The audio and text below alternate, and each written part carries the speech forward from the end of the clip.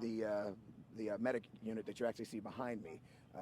As this is going on, police officers are arriving. In fact, just before the male entered the medic unit, police officers arrived at the location, and as the male got into the medic unit and began driving, he started driving in the direction in the medic unit toward a police officer. That police officer, who's a second district police officer, did discharge his firearm approximately 4 times. That's what we believe at this point, but again, we're still gathering ballistics and things like that, so I will certainly update you if I need to on that. But he did strike the male through the medic unit approximately 3 times. We believe twice in the left leg and once in the side. That male ultimately, after all these things that unfolded afterwards, was transported by police to Jefferson Tarsdale. But in the interim, the male did strike the officer. The officer sustained injuries we don't believe to be life-threatening at this time. He's at Nazareth, so we're going to keep an eye on him. I'll give you an update on his condition as conditions dictate. After striking the officer, the male did flee from the scene in the medic wagon and fled from police, both police and vehicles, and ultimately our air TAC helicopter for over an hour at various locations all throughout the Northeast. I don't have the precise path of travel at this moment, but it varied in speeds from around 10 miles an hour up to about 25 miles per hour during the majority of the male's attempt to flee. At some point, about an hour into it, the vehicle did come to rest right behind me on the 2700 block of Tolbert Street, where the male was taken into custody without further incident. During the course of him fleeing from police, we believe he struck 2 marked police vehicles. I don't have the exact locations.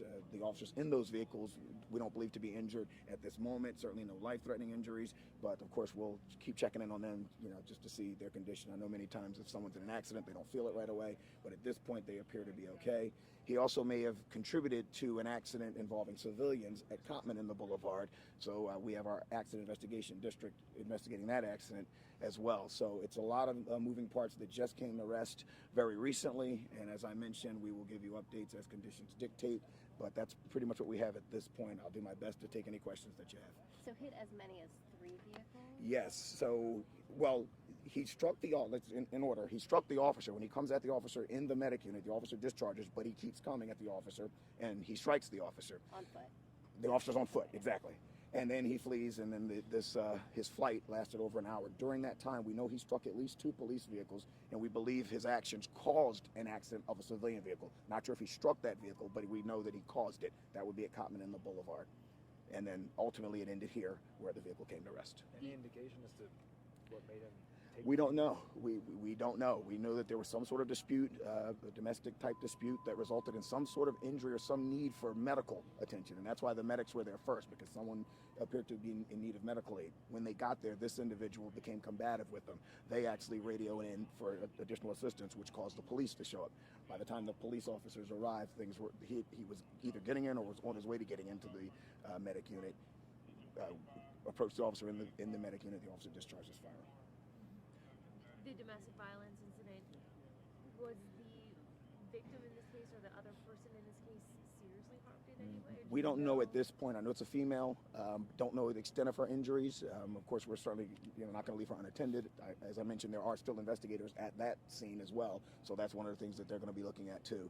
But one or both of them apparently was in need of some sort of medical intervention, which is why the medics responded first. Was there an incident involving a tow truck as well? A tow truck, we don't know. It wasn't in our direction, but apparently a tow truck was struck in the midst of all this too by this individual.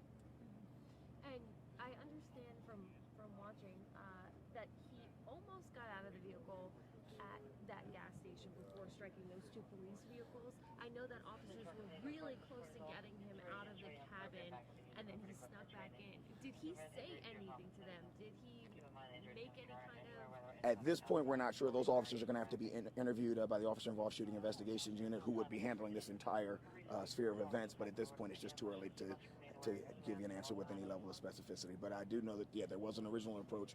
He ends up back in the car and continues fleeing. What do we know about this man? We know he's in his 40s.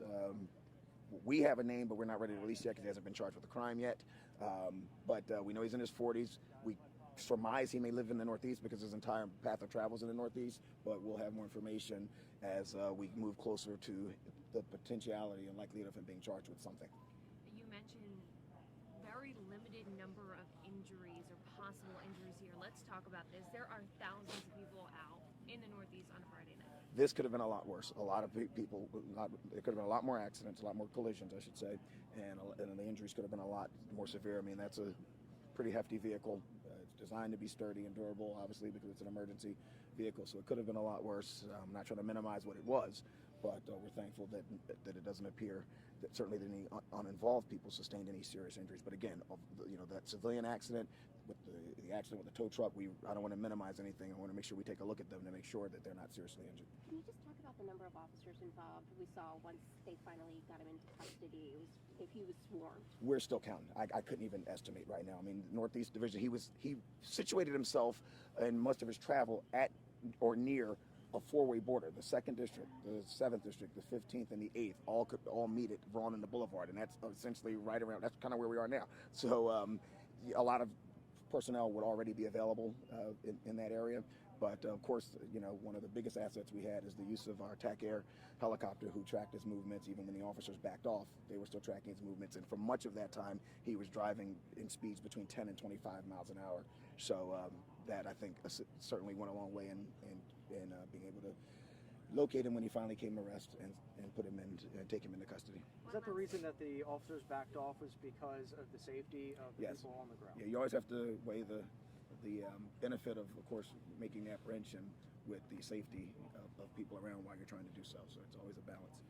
But that's why we employ the helicopter. Why did the state police join the pursuit? I don't want to speak for them, but they were certainly of great assistance to us in helping apprehend him.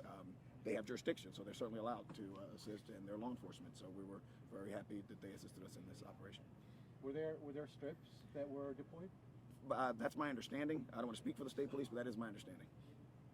That was my question. We saw 2 flat tires Yep, there. and we're still trying to track it. And I know some of your helicopters may have gotten the whole thing anyway. We'll be taking a look at all of that as well too. But this is an investigation that's still in its very early stages, so we want to make sure that we have everything laid out chronologically and in every other manner before we get into the granular details. Thank you. Yeah. Thanks, guys.